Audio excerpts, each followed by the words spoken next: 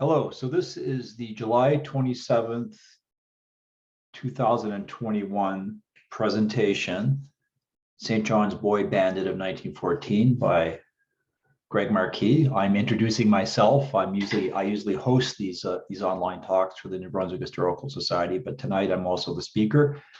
And this will be posted on the New Brunswick Historical Society YouTube channel. So let's get into the story of the Boy Bandit of 1914. This is a true crime story, but it's also a lesson in the dangers of nostalgia. And more on that in a minute. Oh, yes. So before we talk about nostalgia, just a little bit of context. This is an event from the summer and fall of 2014 that I'm going to be talking about this evening, but there are other major things going on in the news that summer in St. John and beyond. And the two other big stories, one was a streetcar or street railway strike of late July. There's a famous picture there of a couple of street cars toppled at the foot of King Street in Market Square. And then the other big issue, developing issue, international story, was the deteriorating situation in Europe, which led Britain to declare war on Germany in August of 1914. What struck me when looking at the newspapers on the Boy Bandit case is that the local newspapers in St. John, and there were a number of them at the time, gave as much or more coverage to this local crime and this also criminal incident and trial than they did to the street railway strike and early World War I. Okay, so what is nostalgia? So nostalgia is a wistful feeling for the past. It's part of human nature. It affects all of us at times. So this story is also a lesson on the perils of nostalgia, automatically thinking that the good old days are somehow better, right? And I'll explain a little bit more about that as we go through the presentation. In the 19th century, nostalgia was actually studied as a medical condition, for example, among soldiers in the Civil War. That could produce depression or even death, right? So here's a picture on the right showing a man who's bedridden because he misses his home country of France, right? So many doctors viewed it as an actual illness. When applied to interpreting broader societal trends, nostalgia can be a distortion of the past, right? It's based on this sort of automatic reflex that the past was always better than the present, right? And academic historians have described that as a sort of distortion of the past. So what was so great about the good old days? It seems that for every positive aspect, there are negative ones. For example, life expectancy in Canada in the early 1900s, which was a lot less than it is today, and infant and child mortality rates were part of the reason why, right? In 1906, 45% of males who died in Canada were under 11 years of age, and most of those were under 1 year of age. For females, it was about 42%. So in other words, a very large percentage of deaths and funerals in the community were of children, right? So that's a reality of the so-called good old days. Every generation of adults worries that children and teens have it soft, are less moral and respectful, do not appreciate or respect authority, do not know the value of hard work, and engage in risky behavior. Also, people, when looking at youth in any sort of era, whether it's now or say the 1960s or earlier, could argue that they have too many distracting popular entertainments, they're too materialistic, they're self-centered, they have overindulgent parents, they do not know they don't respect the legal system is too lax. So some of the faults are found within the children and teenagers. Others are found within the parents and different institutions in society, such as the legal system, a failure of the schools, et cetera, et cetera. This phenomena and how it distorts our views of the past was explored by Jeffrey Pearson in his 1983 book, Hooligan, A History of Respectable Fears. And this is a British book, but I think it's very instructive to the sort of issues I'm looking at in my presentation for this evening. So he quotes the London Times, quote, "Our streets are not as safe as they were in the days of our grandfathers. We have slipped back to a state of affairs which would be intolerable even in Naples. So this quotation from the London Times comes from the 1860s, right? And the editor is nostalgic for the the Napoleonic War period when things supposedly were better. In the book, Pearson looks at a series of sort of media-inspired, almost like moral panics in Britain. The first one is the 1860s garroting scare, where there was sort of this fear of an epidemic of people who were being strangled on the streets from behind by mysterious attackers for no reason.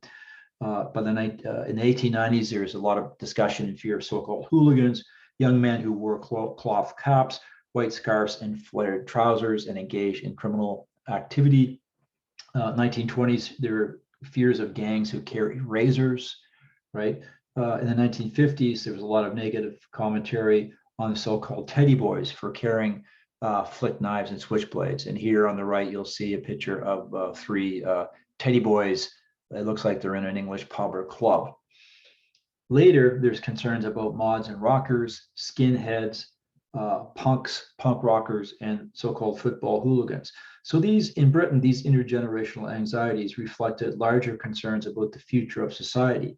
The juvenile delinquent or the gang member becomes a symbolic issue, right? And again, often the critique of youth culture and youth behavior is framed in nostalgic terms that somehow in the previous generations, children and adolescents were better behaved. So under English common law, English common law, which Canada inherited, 3 offenses constitute homicide. 1, murder. 2nd, manslaughter. And thirdly, infanticide. Between 1867 and 1962, and you'll note that this chart here is sort of 1961 onwards, and it's sort of the period after which capital punishment is abolished, starting in 1962. This shows the homicide rates, attempted murder rates based on 100,000 population. So between 1867 and 1962, about 1,500 people were convicted of murder in Canada, and roughly half of them were hanged. Homicide was rare in Canada, however, and particularly in a community like St. John during the early 20th century. So if we look at hangings for murder between the years 1883 and 1942, no one was hanged in St. John County for murder. Does that mean that there were no murder convictions? No, there were murder convictions, right? But people were having their convictions commuted to life in prison. The typical arrest, as elsewhere in Canada at this time, was for public drunkenness, and many petty offenders were repeat offenders. So we're talking low-level crime for the most part. The official murder rate was low, but it was made even lower because of undetected and unsolved crimes, murder cases that resulted in acquittals, or murder cases that resulted in manslaughter convictions, none of which produced a capital case file by the Department of Justice in Ottawa. So a capital case file was created when someone was convicted of murder, because the only punishment prior to the early 1960s in Canada was execution, right? And so hence the creation of a capital case file, which can be, these case files, if you can find them, can be a gold mine. They can be gold mines for historical research on specific cases. The killing of a police officer, because the boy burglar case involved that, the death of a police officer. The killing of a police officer in St. John was rarer still. In 1923, a constable died of injuries sustained quelling a disturbance at a dance. The suspect was tried twice and acquitted each time. This was not the only acquittal in a murder case during this era. In the early 1920s, John Paris, an African Canadian man, was tried 4 times for the murder of a young girl and finally found not guilty.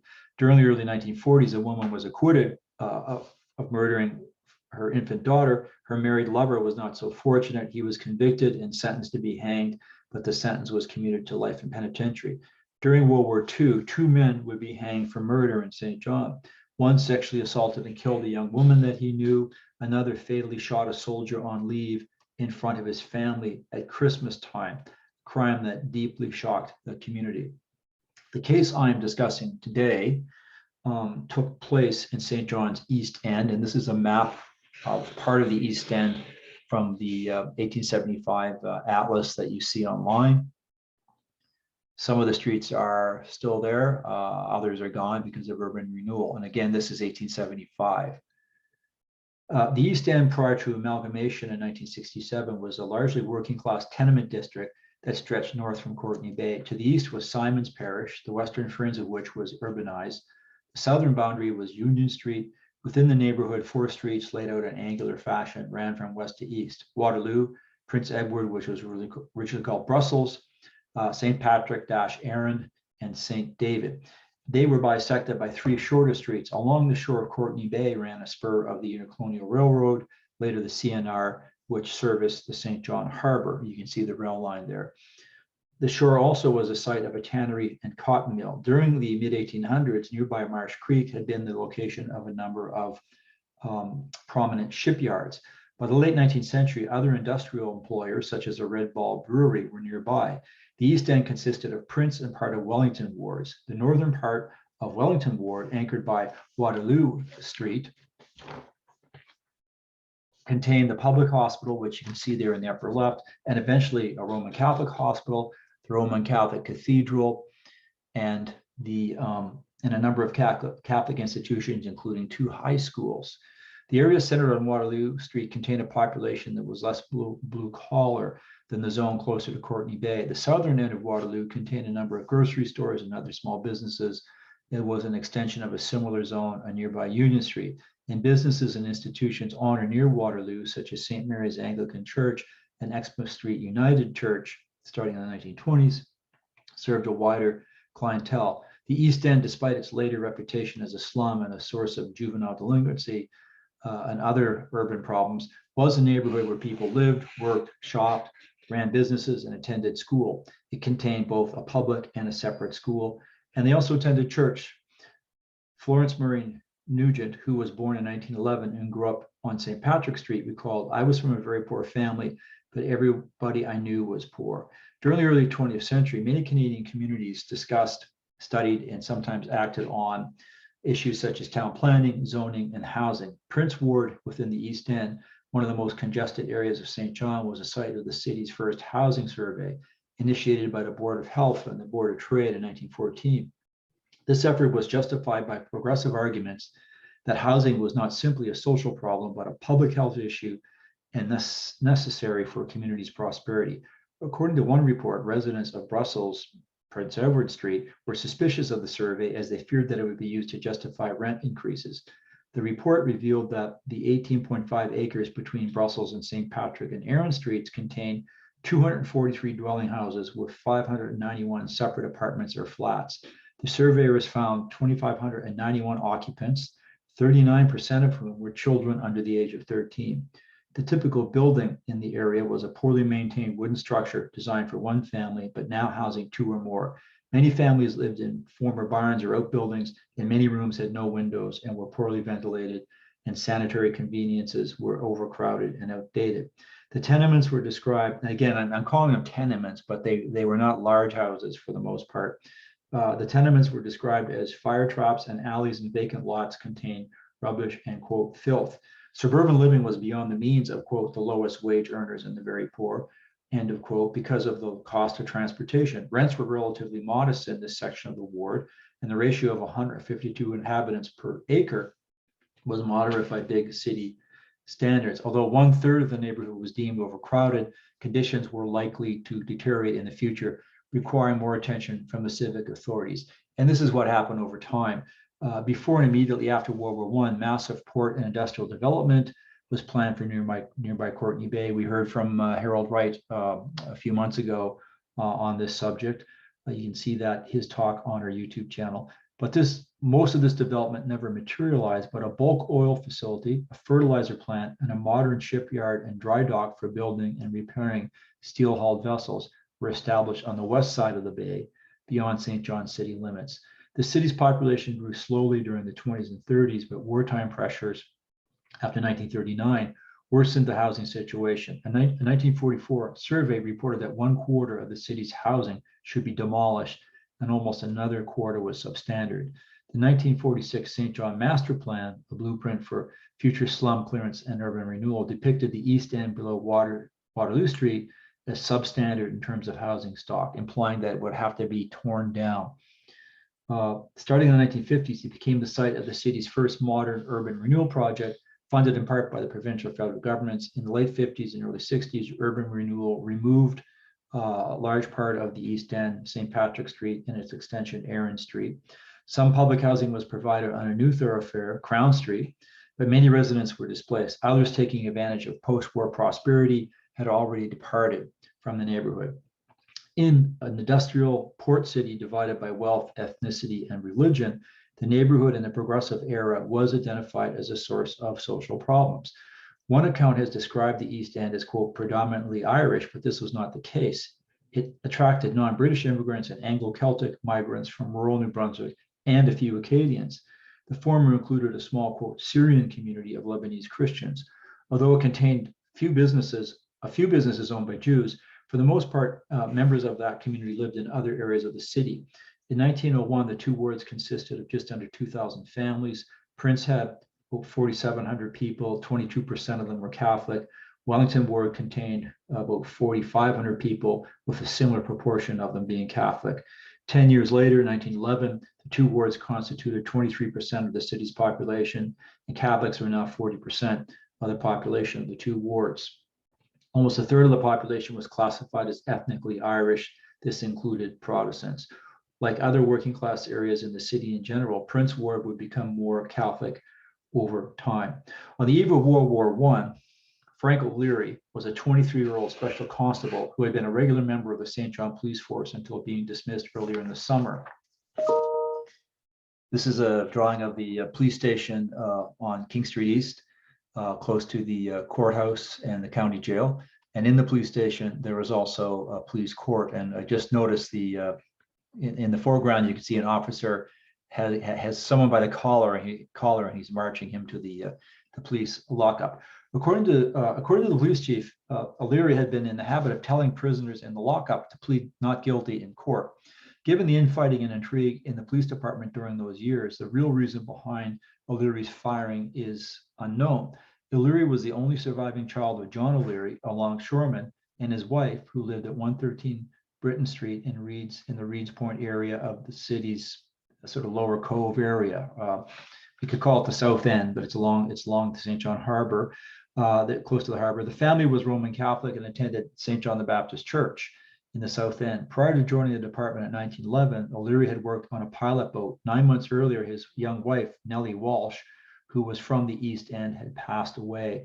They had no children. The 1911 census indicated Nellie Walsh, 23 years old, living at 42 Brussels Street, living with her mother and several siblings and working as an operator in a brush factory.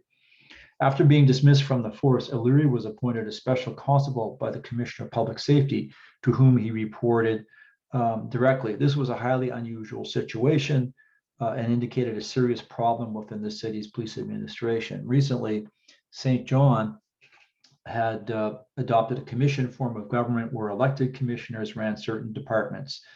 The Commissioner of Public Safety was a businessman, H.R. McClellan, who had no training or experience in law enforcement, but he promoted modern ideas on policing and at times was at loggerheads with Police Chief Walker Clark and members of the Common Council.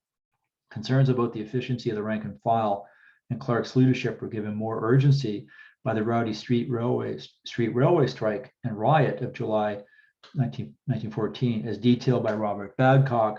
Much of the community appeared to support the men on strike and resent the importation of strikebreakers from outside the province. The street railway was regarded as an essential utility for consumers and citizens, yet it was privately owned, and the company was not a local one, and was felt that the company was sort of gouging the consumer and not offering the best possible service. Strikers or sympathizers damaged the company's electrical power plant, but unsuccessfully tried to storm its car barn in the South End, which was defended by armed private detectives.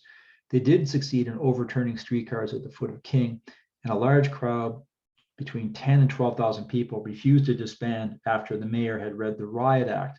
There were very few arrests, as a result of this riot, which suggested that the police may have sympathized with the strikers and their families. On the other hand, they were vastly outnumbered, right, by the crowds. At the time, the labor movement, all in the private sector in St. John, was growing, and local socialists and there were a small number of socialists in St. John at this time, supported the rights of workers. There was also an active women's suffrage movement seeking the vote for women at the provincial level, and a number of those individuals also were very pro-worker. That summer, 1914, the local press reported on a series of burglaries that were attributed to juveniles. This revived memories and fears of the so-called Tan Yard Gang of 1902. The most dramatic incident involving this East End gang had been the murder of teenager Willie Doherty in Rockwood Park. From May 1 until, and for that, another teenager named Frank Higgins had been convicted of murder and sent to penitentiary, another East Ender. From May 1 to June 20th, 1914, the St. John police charged more than 400 people for various offenses, most of them trivial, such as truancy. Many of the property offenses, such as break and enter and shoplifting, had been committed by what we now call young offenders, people who were legal minors. Perhaps the boldest was 13-year-old Thomas Furlong, who had stolen a horse and wagon from a downtown street. At the same time, there were reports of disciplinary and morale problems within the ranks of the police force. At an inquiry into the police chief, for example, it was revealed that there was no plan for calling out off-duty men during an emergency such as the streetcar riot, and that cops on patrol were not assigned maps of their beats. There was no list of local telephones and fire alarm boxes of men needed to be summoned at night from their homes. This is before most people had telephones in their homes. O'Leary, at the time of his death, was investigating a series of burglaries where the chief suspects were juveniles. Although outfitted as a patrolman with a uniform, revolver, and handcuffs, he was acting as a detective. And again, he was reporting not to the police chief, but to the Commissioner of Public Safety. On June 21, O'Leary was reported as having made an important arrest of a man who had pulled a false fire alarm. So this was newsworthy in 1914. On July 6, he made inquiries at a drugstore on Waterloo Street that had been burglarized. Later that morning, O'Leary stopped 16-year-old John Jack Brayman on Charlotte Street and asked him about his involvement in burglaries. The officer hinted that if the money and stolen goods were returned, the youth might be treated leniently. Brayman, who gave a false name, agreed to take him to his residence at the corner of St. Patrick and Clarendon Street in the East End. Now, it's interesting, O'Leary had a chance to telephone police headquarters along the way. Police headquarters were also only 2 blocks away, but instead of communicating with headquarters asking for another officer, he chose to go it alone. As we shall see, this proved to be a mistake. The youth named 17-year-old Thomas Petrie, a resident of Delhi Street off Waterloo, as an accomplice in the drugstore burglary. Petrie later turned himself in, and police also rounded up 2 other associated youth who had made it as far as Sussex, New Brunswick. The Brayman family lived on a ground floor flat at 126 St. Patrick Street, accessed by the rear yard. And you can see, I apologize for the quality here, but the upper right is a photo of the rear, and it just looks like a small, a 2-story sort of shed, and that's accessed through a rear alleyway. And the Brayman family lived on the ground floor. So I really think that speaks to the sort of housing shortage in St. John at that time. And again, it seems to have been problem of housing is an ongoing issue in St. John and other cities, as we know. So where are we here? Yeah, so Brayman went to the laboratory area of the building. It was a shared bathroom, right? And he retrieved some cash, but then he allegedly warned the officer that if he tried to arrest him, he would shoot. Again, this situation would also violate modern police standards. The police, first of all, he was not checked for a weapon. And secondly, the officer let him go into the building by himself, right? Under the Criminal Code of Canada, resisting arrest was an indictable offense if a weapon was involved. Brayman produced a .38 caliber pistol, and the 2 allegedly struggled. Again, there was no one witnessing the struggle at first, so it's a he said sort of thing. The gun discharged, hitting O'Leary in the side. It turned out that the pistol, was already on Brayman's person. Now, this is a shot of an automatic, not a pistol, but automatics were involved in the burglaries, as we shall find out. And there were automatics on the Brayman property. Again, so why O'Leary had not searched the suspect was never explained. Summoning help from tenant Thomas Gillespie, who lived at 126. He was a blacksmith who lived at 126 St. Patrick. The officer managed to handcuff the suspect and drag him to the street. As a neighboring teamster came to his assistance, O'Leary collapsed from his wound and an ambulance was called. Losing blood, the officer vowed to shoot a now subdued Brayman if he tried to escape.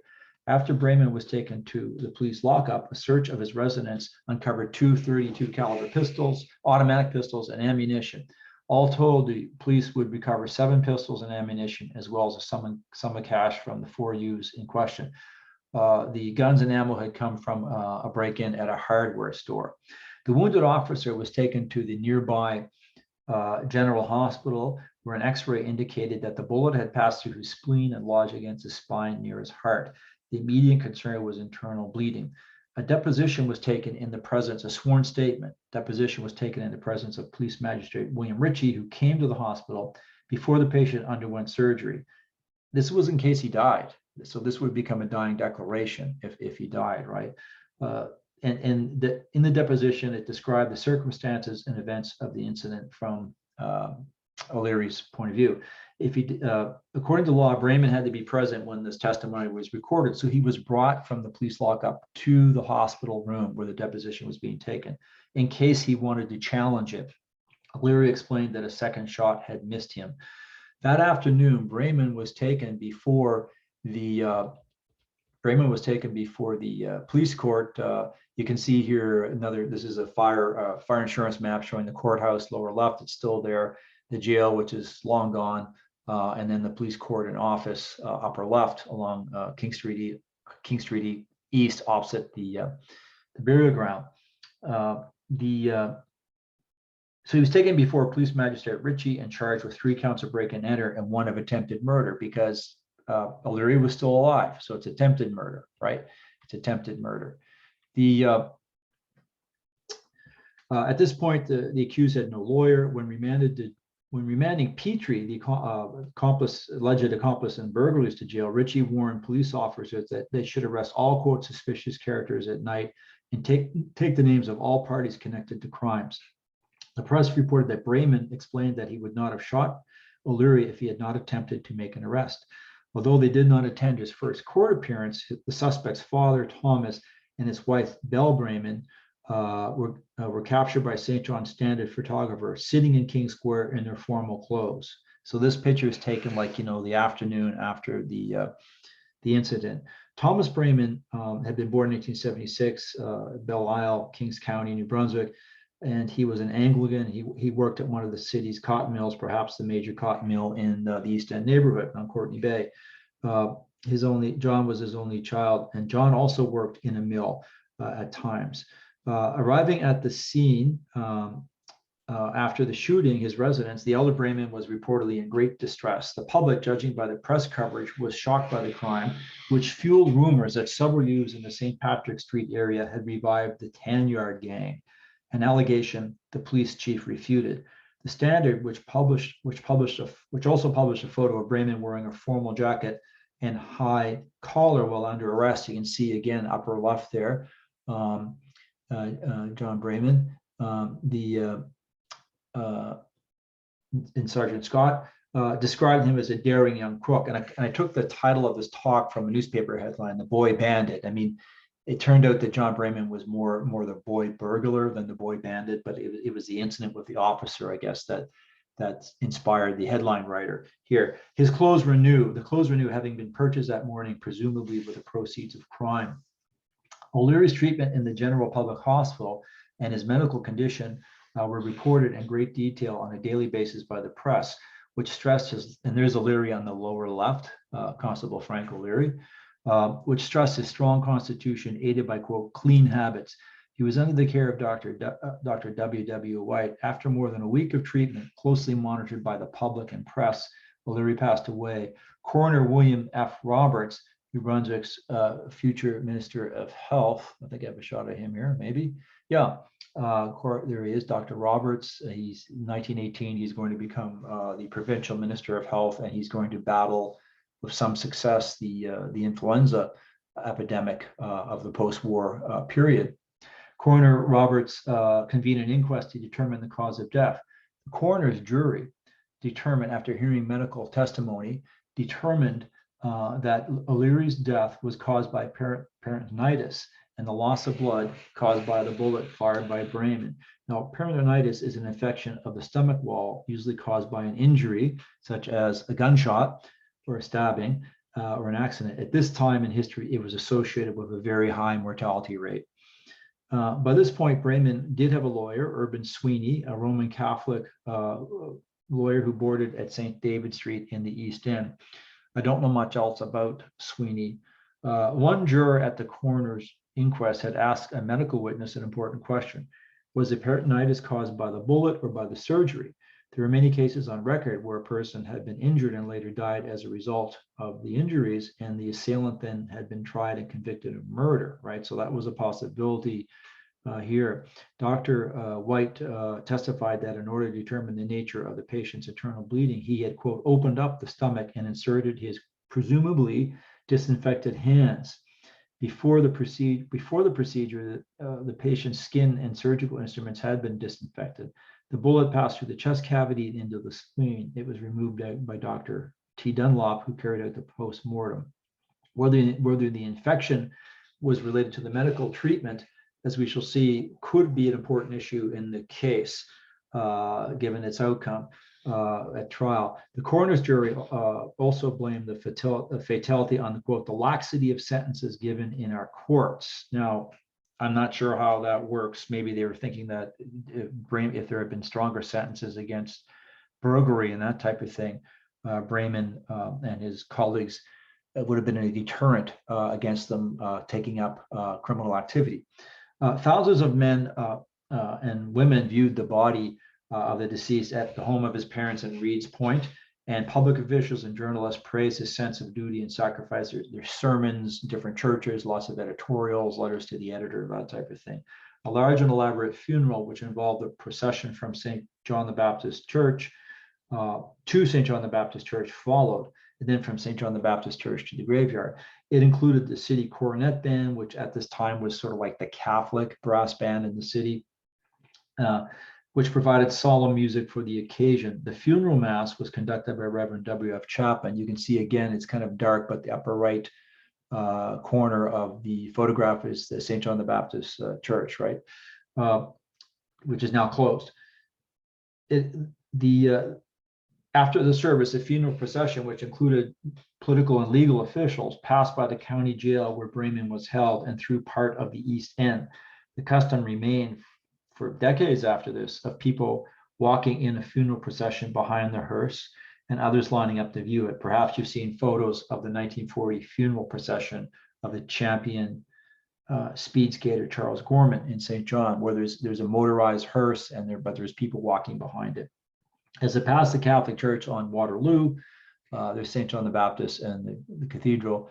As it passed the Catholic Church on Waterloo, as a procession, past the Catholic Cathedral on Waterloo Street, the chimes played "Lead Kindly Light" and the Dead March from Handel's Saul. At Haymarket Square, which was then the eastern boundary of St. John with Simon's Parish, part of the party proceeded. Most of the walkers stopped, but part of the party proceeded by carriage to the Catholic cemetery. I'm not sure which one it was. I'm assuming it was the one on Westmoreland Road. At a time when the St. John police force was the object of considerable public criticism, the Evening Times and Star and other newspapers built up an image of O'Leary as a dutiful son and courageous and selfless public servant. And the police department needed this at the time because they were under a lot of negative reporting. The press reported that he had asked Commissioner McClellan to take care of his mother. Again, he was the sole breadwinner for his future, his elderly parents, and also that he had forgiven young Brayman. The Common Council, recognizing O'Leary's sacrifice, voted to pay his mother, Margaret, his wages as long as she lived. So in a sense, it gave the mother a police pension. And again, that's an issue to explore why the mother, I think at the time, the feeling was that, women managed the household and paid the bills. They might have not been the breadwinner, but if you think of the old age family allowance check or the so-called baby bonus, which the federal government in Canada starts to issue in the 1940s, the checks are mailed to the mother in the household, not to the father. So anyway, it's certainly an interesting little detail that could be explored. Now, a charge of murder was laid against Brayman at the police court on July 16th, and following a preliminary inquiry on July 16th, and again there was a grand jury involved at one point as well in that process.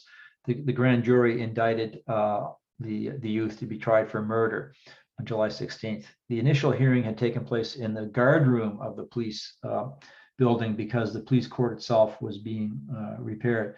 Once these proceedings attracted large crowds, right? And again, many reporters. The press continued to report on the prisoner's state of mind, rumors about the prisoner, try to get interviews of friends and family members and associates. One report was that Brayman said, O'Leary knows that I did not mean to kill him. That's before O'Leary passed away. At the preliminary inquiry, Brayman's father, despite his supposed admiration for masculine stoicism, which will be explained below, sobbed continually. The deputy chief of police testified that when he reached the crime scene, again, this is still at the preliminary inquiry, Brayman apologized for shooting O'Leary, confessed to burglary, and gave him the name and address of his accomplice, Petrie.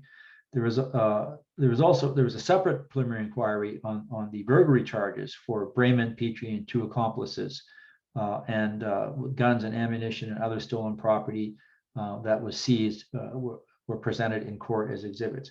Brayman was committed to stand trial on committed to stand trial on September 9th for murder. He had already pleaded guilty to breaking and entering. Pending trial, he was unable to be visited by family or friends, but his father was allowed to give the jail staff money, which could be used for tobacco and other small luxuries. Denied access to newspapers, he passed the time reading magazines. His stepmother initially explained that they could not afford a lawyer. She also told a reporter that her stepson who had never been in trouble, had, quote, mixed with a gang of bad boys. Thomas Brayman, the father, explained that he had never mistreated John or Jack, who had been provided with pocket money and who was scheduled to return to work around the time of his arrest. He also blamed, quote, that gang he fell in with for the unfortunate events. Reflecting the code of masculinity, he was proud that his son had, quote, not shed a tear during his legal ordeal. Another mother connected to the O'Leary investigation indirectly spoke up for her son. The mother of accomplice Thomas Petrie took exception to the police chief's comments on, quote, pernicious home influences and lack of religious instruction as the cause of crime amongst young people. She told a Globe reporter that her son Thomas, attended school and Sunday school and planned to train to be a civil engineer, but that he had fallen in with, quote, bad company. Petrie had worked at the drugstore the boys had burglarized. Its owner confirmed that the lad had been taking a correspondence course on surveying and engineering. A few weeks later, Petrie was convicted of burglary and sent to Dorchester Penitentiary for 7 years. The boy problem, epitomized by the 1902 Doherty murder and now the shooting of Officer O'Leary, was a recurring media and reform media and political topic in St. John. And again, it's not, if you look at the trial of Brayman in 1914, it's not simply the individual John Brayman that's on trial. In a sense, it's the boys of St. John, or at least the bad boys of St. John who are also on trial. Earlier in the year, attendees at a conference of Sunday school and YMCA youth had pledged themselves to, quote, lead clean, upright lives. In contrast to boys who left school early, did not work, smoked cigarettes, read dime novels, loafed in the streets, carried out burglaries, sold stolen property, and armed themselves with revolvers, delegates to the Boys' Work Conference were urged to live an exemplary life and face all obstacles with, quote, grit in order to follow, quote, the true road to manhood. A Congregationalist minister who was new to the city explained that social reform without religion would fail. He was of the opinion that too many children were in the streets at night and that cheap amusements were luring people into danger. So you can imagine this provided fodder for many ministers and their sermons on Sundays. Delinquents like Brayman and Petrie failed to live up to this middle-class ideal, yet the progressive and religiously inspired nature of boys' work by reformers was not devoid of sympathy towards lower-class deviant youth. By the time Braman's trial began in September before the Supreme Court, St. John had experienced a streetcar strike and riot in July 22nd, 23rd, which one newspaper erroneously called the most disagreeable disorder in the city's history. The riot had featured the most foolhardy cavalry charge in Canadian history by members of the Royal Canadian Dragoons from St. John's, Quebec, who were in the St. John area to conduct a riding school for the militia. Even after alleged lapses in enforcing the law during the strike, the St. John Standard's only critique of the police force was that it was too small. However, other newspapers did have more substantial complaints against the police force and its administration. At an inquiry into the police department that continued in late July, there were many questions about patrolmen loafing on their beats and the problems of men working 12-hour shifts. Commissioner McClellan testified that he had been unable to wrest control of the force from Chief Clark, who had been appointed by the provincial government, and believed that older, inefficient men should be retired and that more constables should be hired and their pay increased. The other big story that summer, was the deteriorating diplomatic situation in Europe. Archduke Francis Ferdinand was assassinated on July 28, 1914, which led the Austro-Hungarian Empire to declare war on Serbia, France's ally. All right, so here's some diplomatic news. This is July 31, and this is where you've really first noticed in the St. John newspapers the prospect of war, and you start to see patriotism welling up, being reported in the local newspapers and being pushed by the local newspapers. Pro-British Empire. On August 4th, with Britain's declaration of war against Canada and the Austro-Hungarian Empire, Canada was already at war. So you start to see an early version of war fever hitting St. John before August 4th. But on many levels, life in St. John that summer continued in normal, people on their summer holidays and enjoying the month of August, in a scene that no doubt restored some faith by adults and the young. On August 21, nearly 3,000 children involved in the city's supervised playground movement, including children from the East End, paraded to the Shamrock grounds in the city's North End. They took part in exercises, saluted the flag, and sang "God Save the King." St. John volunteers for the military had already departed for training for the war, and this patriotic display by the city's children, who were being taught, quote, self-restraint through supervised recreation, impressed many adults. And again, the whole supervised playground movement and supervised recreation was based on kind of this notion that if you teach children how to play and cooperate, then they will be productive citizens in the future, and they will not become juvenile delinquents, and as adults will not become criminals. Despite the drama of the street railway strike and the growing seriousness of the war news, the British Army, for example, was engaged at the Battle of Mons on August 23rd and at the Battle of the Marne in early September. The O'Leary murder continued to captivate the local press and readers. One of the prosecutors of so the two main prosecutors, and one was J.B.M. Baxter, KC, pictured here on the right, a conservative MLA and a future Attorney General of New Brunswick. He's also a future member of Parliament, future federal cabinet minister, future premier, and the future Chief Justice of the province.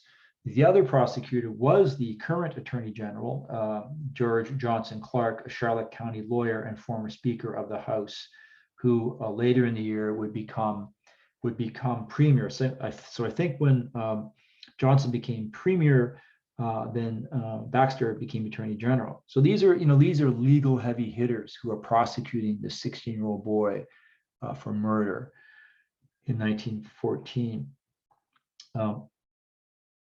So in a reflection of strong feelings in the community and possibly extensive pretrial publicity, the court required an extra panel of potential jurors and more time by the standards of the day to form a jury.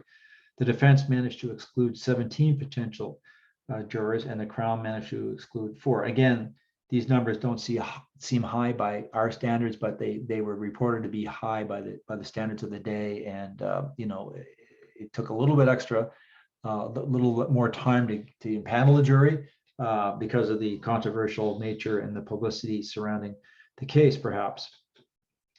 So Urban Sweeney objected to his client's confession and the victim's statement at the hospital being accepted into evidence. He also insisted that the deputy chief of police had not properly cautioned his client against self-incrimination. The criminal code stated that an accused or his lawyer should have full opportunity of cross-examining the deponent if so desired, according to Sweeney, and Sweeney argued that this had not happened at the hospital. The deposition was admitted as evidence, however, by the judge, and it was important as the now dead Officer O'Leary was the only direct witness to the shooting. So his deposition would then be speaking for him from beyond the grave, so to speak. The defense decided on the risky strategy of placing its client in the witness box. The goal was to raise reasonable doubt as to the issue of intent, one of the elements of a murder conviction. When he testified, Brayman admitted to pulling the revolver from a pocket as O'Leary approached him with handcuffs, but he insisted that despite uttering a threat at the time, he had not intended to kill the officer and that the gun had discharged accidentally during the struggle.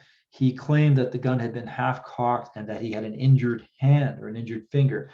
Brayman also claimed that he had only intended to hold off O'Leary until he escaped, but that he had been thrown against the wall, and at one point the officer had him by the throat. The defendant also stated that he did not know what a deposition was, and he did not know what his rights were at the time the deposition was recorded.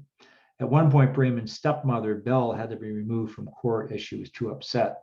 The final crown witness, a little out of order here, but the final crown witness was a gunsmith who testified that the bullet removed from the victim belonged to a .38 caliber pistol. I mean, that's as good as they could do, I think, in 1913. They couldn't say it was a match for this gun, but this type of gun.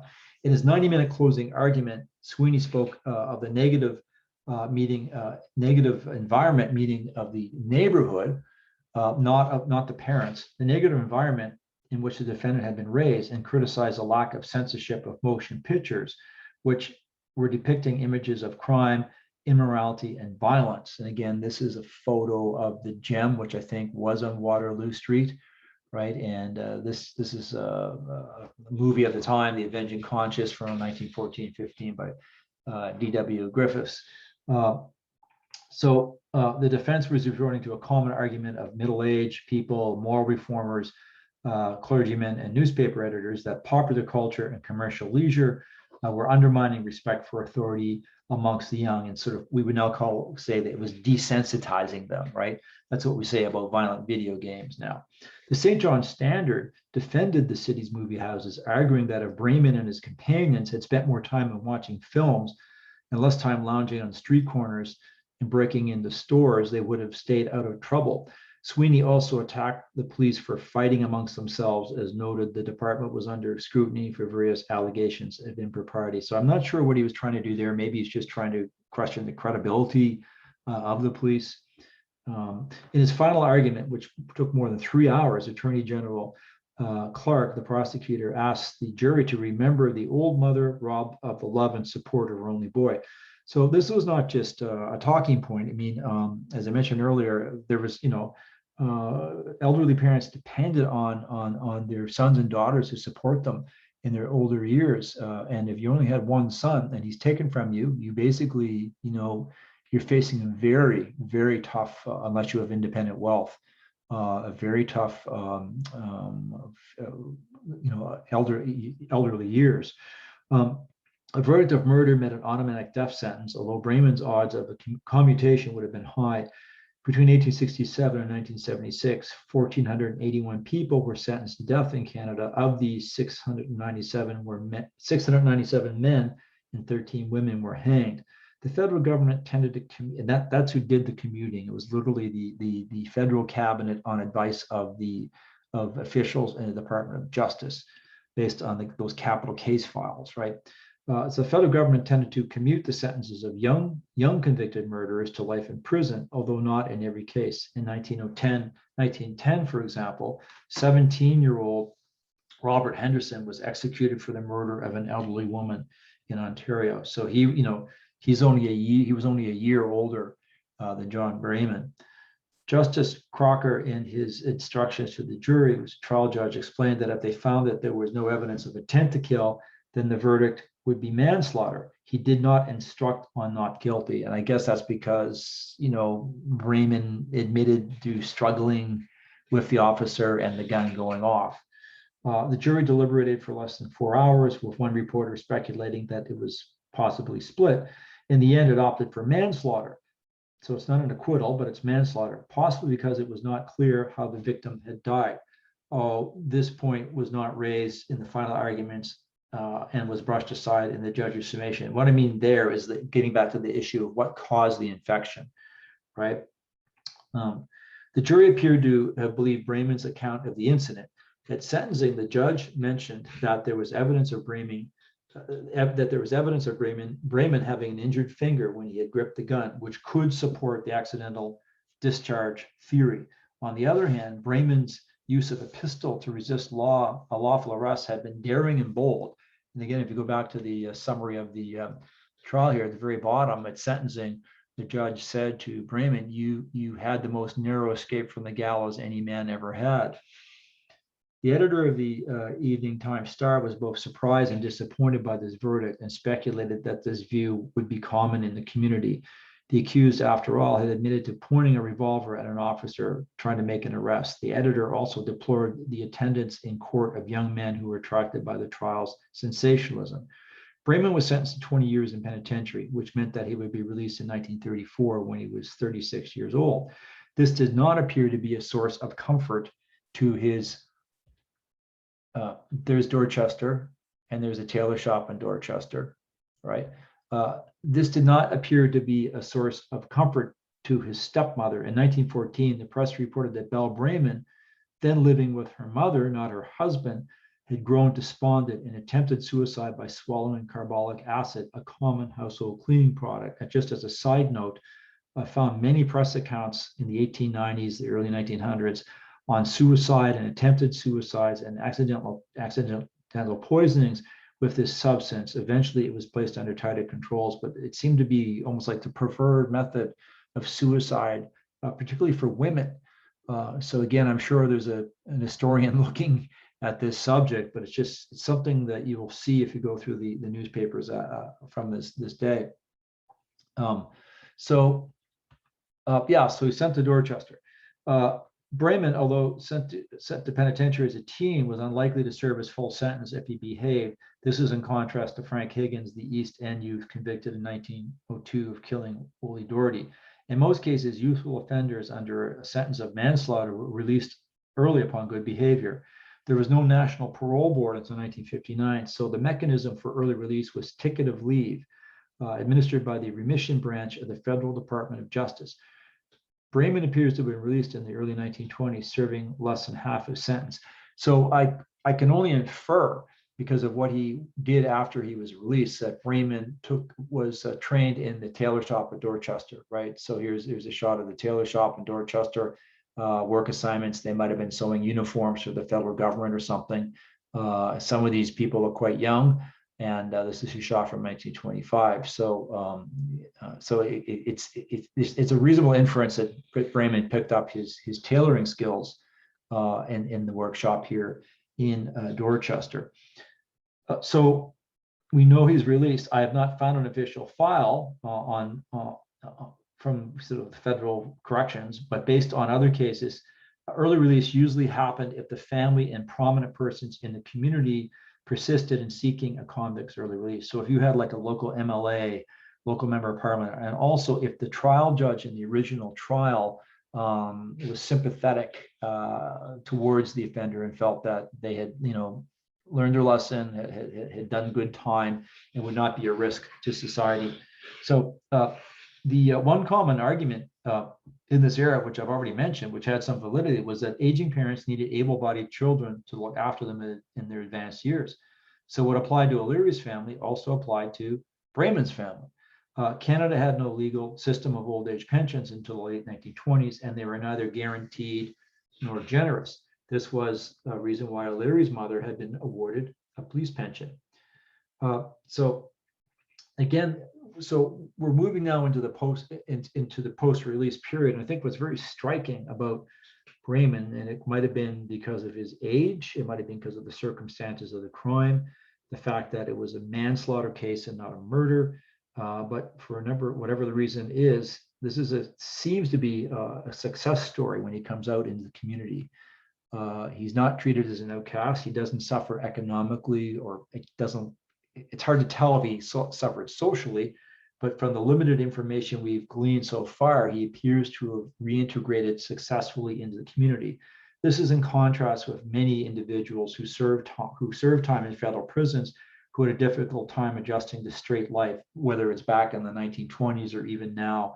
The recidivism rate for federal inmates can be 80% or higher. That means they end up back in federal prison, 4 out of 5 of them, right? And it's a continuous cycle. So, and those who did not reoffend are still treated as outcasts with limited job prospects, which then negatively impact not only themselves, but their families. So again, Brayman appears to integrate. According to one account, after he served his sentence, he returned to the city and opened up a clothing business. Amongst his customers were members of the police department, and for some of whom he outfitted their uniforms. In 1923, there's a marriage certificate listing groom John Hayes Brayman, age 25, and his bride, 20-year-old Margaret Elizabeth Shields, a dentist assistant. Brayman was described as a laborer. The wedding took place at the Anglican Mission Church of St. John the Baptist, which used to be down by Paradise Row before it was taken down by urban renewal.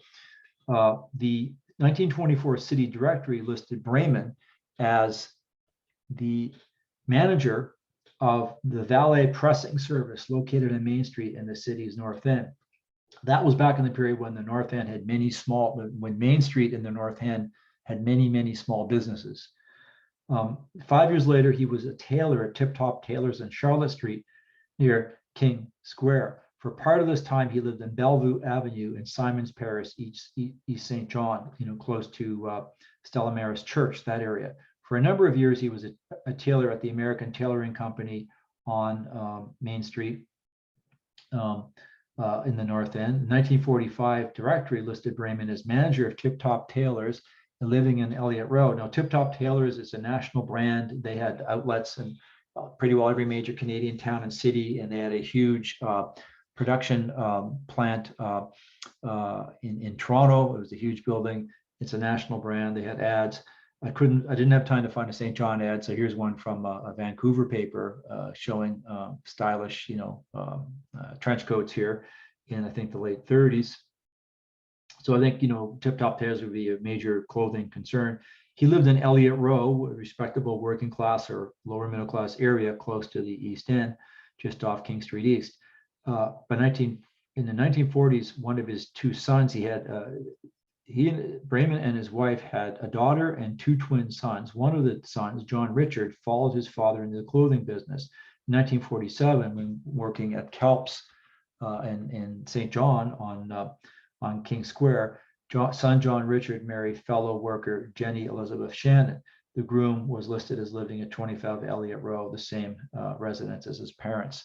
So again, there's a lot we don't know about the details of what happens to John Brayman and his family, much like there's a lot we don't know about the O'Leary family. We know O'Leary was the only son.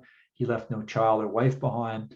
At some point, his parents would have passed away. Whether or not O'Leary had cousins, right? There certainly are many O'Learys in St. John.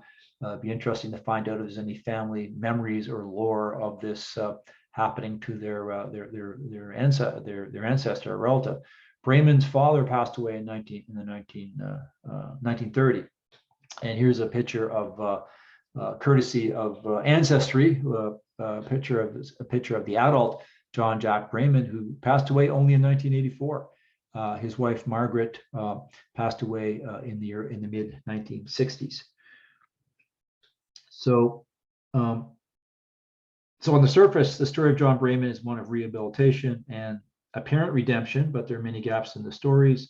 Again, as I mentioned, what about the O'Leary family? Was it ever reconciled to the return and apparent personal and social rehabilitation of the person whose gun had killed a relative? Again, modern victimology studies explain that spouses, children, and families of homicide victims can be co-victims who encounter practical, physical, emotional, psychological, and legal problems. These can include social stigma, financial hardship, health and emotional problems, PTSD, guilt, anger, etc., etc. So again, survivor trauma can recede over time, but co-victims can be scarred for life. We can only assume that the death of their son had a very negative impact on Mr. and Mrs. O'Leary back in 1916 and a few years that followed. So during the 1960s, much of the East End was lost to urban renewal. Neighborhood schools, churches, and businesses closed, and those that remained faced many challenges. St. Patrick, Albion, and Erin streets disappeared as land was repurposed for roads, commercial enterprises, a sports field, and green space. Urban change raises an important methodological issue: how to research the social memory of a neighborhood that's lost its identity or acquired a new one. Although the Waterloo Street area of the East End was spared the full force of urban renewal, it entered a period of decline in the 1970s, accelerated by the closure of the nearby General Hospital in the early 1980s. The neighborhood also lost St. Vincent's Girls High School 20 years later. The entire area continued to suffer population decline. As noted above, one of the justifications for slum clearance in the East End in the 1950s and the city's first urban renewal project was that the neighborhood was not only physically blighted, but also a generator of juvenile delinquents, the adult criminals of the future. Homicide is rare and episodic, but poor neighborhoods tend to draw more police action and experience higher rates of victimization in terms of property and violent offenses. Inner city low rent areas can often be associated with illegal alcohol, gambling, drugs, and prostitutions. But again, there's a lot we don't know about the East End. We know it was a poor neighborhood, but we have to remember it was also a place where people lived and worked and did business and shopped. Crime rates in St. John were low, and most reported crime was a public order variety, right? So the East End, to its very end, to the demise of the East End, or part of it, continued to have many families and children. It had schools, a playground, small businesses. It was close to industries and institutions such as churches. Okay, concluding points. First is just to remind people of the dangers of nostalgia. For people who lived at the time, 1914, were not the good old days, but an era when social issues like the boy problem were possibly getting out of hand, right? And these concerns about juvenile delinquency and crime were well established dating back to the 1890s, if not earlier. Despite a range of opinion that included conservative attitudes, society seemed willing to judge young offenders less harshly than adults. And there was this active social reform movement in St. John that reflected, as elsewhere, that reflected a basically optimistic view of children and youth in conflict with the law as being reformable. So the idea of giving them a break, right, which was not an idea that was usually reserved for adult offenders.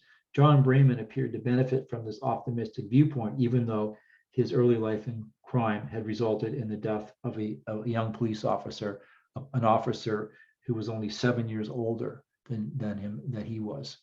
Thank you. That's it. If you have any questions, please feel free to email me, put contact information. I had to re-record this talk because we had a technical issue at the actual meeting on the 27th, but here is my email. Here is the URL for the New Brunswick Historical Society YouTube channel. And if you'd like to donate to the New Brunswick Historical Society, we operate Loyalist House, and we have been open a little bit this year, but we weren't open at all last year. And like other small museums, we're really feeling the financial pressures here. There's a great website called Canada Helps. It's really easy to register, and then you can make donations, and you'll get a tax receipt for income tax purposes, because we are a registered charity. So there's a URL for that. And again, it's the New Brunswick Historical Society. Okay, thank you.